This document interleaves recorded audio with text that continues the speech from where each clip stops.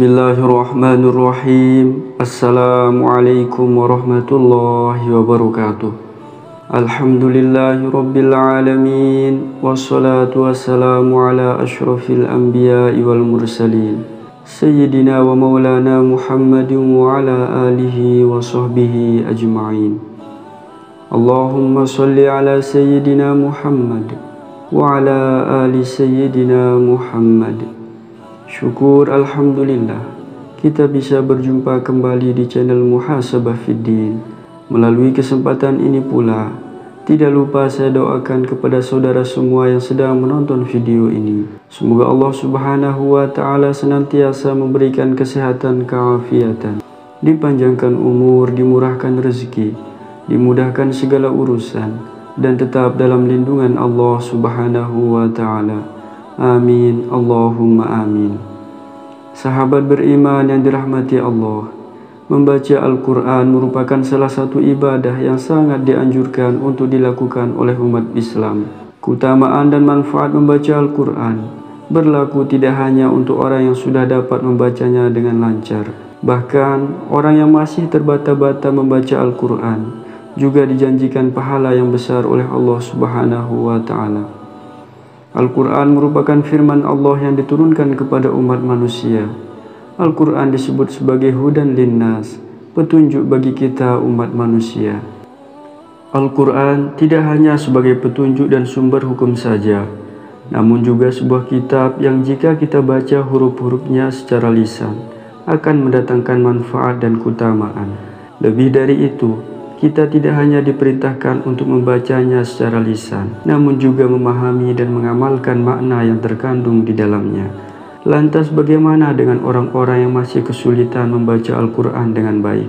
Sepanjang kita masih ada keinginan untuk terus belajar membaca Al-Quran dengan baik, maka insya Allah kita akan tetap memperoleh pahala serta keutamaan dari Allah. Hal ini ditegaskan dalam hadis Rasulullah Shallallahu Alaihi Wasallam yang diriwayatkan oleh Sayyidah Aisyah radhiyallahu anha. Seseorang yang lancar membaca Al-Quran akan bersama para malaikat yang mulia dan selalu senantiasa taat kepada Allah. Adapun yang membaca Al-Quran dan terbata-bata di dalamnya dan sulit atasnya bacaan tersebut, maka baginya dua pahala. Hadis riwayat Muslim. Maka bagi orang yang rutin membaca Al-Quran akan mendapatkan 6 keutamaan dan manfaat dari Allah Subhanahu wa Ta'ala.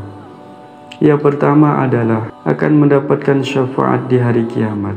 Sahabat beriman yang dirahmati Allah Subhanahu wa Ta'ala, di hari ketika amal perbuatan manusia ditimbang di hadapan Allah dan akhir setiap orang ditentukan, apakah mereka masuk surga atau neraka, maka tidak ada yang lebih kita harapkan selain pertolongan atau syafaat dari Allah Subhanahu wa Ta'ala. Manfaat membaca Al-Quran salah satunya adalah bahwa ia kelak menjadi satu amalan yang dapat menjadi jalan bagi kita memperoleh syafaat dari Allah Subhanahu wa Ta'ala melalui bacaan Al-Quran. Dalam hadis riwayat Imam Ahmad, Rasulullah Shallallahu Alaihi Wasallam memerintahkan kita untuk membaca Al-Quran, karena Al-Quran akan datang di hari kiamat untuk memberikan syafaat kepada para pembaca dan pengamalnya. Yang kedua, dikabulkan permintaannya oleh Allah Subhanahu wa Ta'ala. Sahabat beriman yang dirahmati Allah, sebagai makhluk, tentunya kita sangat bergantung kepada Allah sebagai zat yang mengendalikan serta mengatur seluruh aspek kehidupan kita. Lantas bagaimanakah agar supaya doa-doa kita dikabulkan oleh Allah? Maka salah satu wasilah atau perantara agar doa kita diberikan balasan yang baik adalah dengan menyibukkan diri dengan membaca Al-Quran.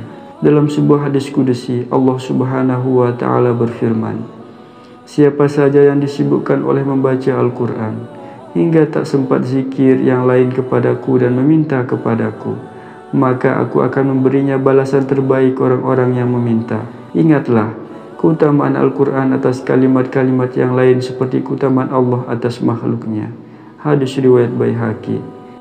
Yang ketiga, dicatat sebagai orang-orang yang memiliki kedekatan dengan Allah. Sahabat beriman yang dirahmati Allah, salah satu manfaat membaca Al-Quran yang sangat besar adalah dicatatnya orang-orang yang rutin menghafal serta mengamalkan Al-Quran sebagai ahlullah, yaitu orang-orang yang memiliki kedekatan khusus dengan Allah. Dalam sebuah hadis Rasulullah Shallallahu Alaihi Wasallam bersabda, sesungguhnya Allah mempunyai keluarga di antara manusia. Para sahabat bertanya, siapakah mereka ya Rasulullah? Rasul menjawab, para ahli Al-Quran. Merekalah keluarga Allah dan hamba pilihannya. Hadis riwayat Ahmad. Predikat ahlullah atau orang-orang yang dekat dengan Allah ini tentunya tidak diberikan kepada sembarangan orang. Menurut para ulama, predikat ini diberikan kepada orang-orang yang tidak hanya membaca dan menghafal Al-Quran, namun juga orang yang dengan sepenuh hati mengamalkannya dengan penuh keikhlasan. Yang keempat adalah mendapat pahala di setiap hurufnya. Sahabat beriman yang dirahmati Allah, pahala membaca Al-Quran tidak didasarkan pada banyaknya halaman yang kita baca, namun didasarkan pada setiap huruf yang kita lafazkan. Ini selaras dengan hadis Rasulullah Shallallahu Alaihi Wasallam yang diriwayatkan oleh Imam Tirmizi dari sahabat Abdullah ibnu Mas'ud radhiyallahu anhu. Siapa saja membaca satu huruf dari kitabullah Al-Quran, maka dia akan mendapat satu kebaikan, sedangkan satu kebaikan dilipatkan kepada 10 semisalnya. Aku tidak mengatakan alif lam mim satu huruf, akan tetapi alif satu huruf, lam satu huruf, dan mim satu huruf. Maka bayangkan pahala yang dapat kita dapatkan seandainya kita secara konsisten dan tekun membaca Al-Quran. Tentunya Allah tidak memiliki batasan dalam melipat gandakan pahala yang akan diberikan kepada hambanya yang secara rutin terus membaca Al-Quran dan mengamalkan isinya. Yang kelima adalah diberi perlindungan oleh Allah Subhanahu wa Ta'ala. Sahabat beriman yang dirahmati Allah, salah satu khasiat membaca Al-Quran yang mungkin cukup sering kita pelajari adalah sebagai sarana untuk memperoleh atau mendapatkan perlindungan dan penjagaan dari Allah. Dalam sebuah hadis Rasulullah Shallallahu Alaihi Wasallam secara khusus menyebutkan ayat-ayat maupun surah-surah yang dapat menjaga dan mencukupi kita. Dua di antara surah-surah dalam Al-Quran yang dapat menjadi benteng perlindungan bagi kita adalah surat Al-Falaq dan surat An-Nas. Dalam hadis yang diriwayatkan oleh Imam Bukhari dan Imam Muslim dari sahabat Abu Sa'id Al-Khudri radhiyallahu anhu, Rasulullah Shallallahu Alaihi Wasallam tadinya selalu memohon perlindungan Allah dari gangguan setan dan pandangan manusia, hasad, dengan membaca doa-doa tertentu. Tetapi sejak Al-Mu'awwizatain turun, beliau membaca keduanya dan meninggalkan bacaan yang lain yang beliau baca sebelumnya. Yang keenam, akan dikelilingi oleh malaikat. Sahabat beriman yang dirahmati Allah, orang-orang yang gemar membaca Al-Quran akan memiliki kelebihan, yakni dikelilingi oleh para malaikat. Sebagaimana Rasulullah Shallallahu Alaihi Wasallam bersabda, dari Aisyah radhiyallahu anha, Rasulullah Shallallahu Alaihi Wasallam bersabda, orang yang membaca Al-Quran dan ia mahir membacanya, maka ia bersama para malaikat yang mulia dan berbakti. Sedangkan orang yang membaca Al-Quran dengan terbata-bata dan merasa kesulitan dalam membacanya, maka baginya 2 pahala. Atau kama qala alaihi salatu wassalam.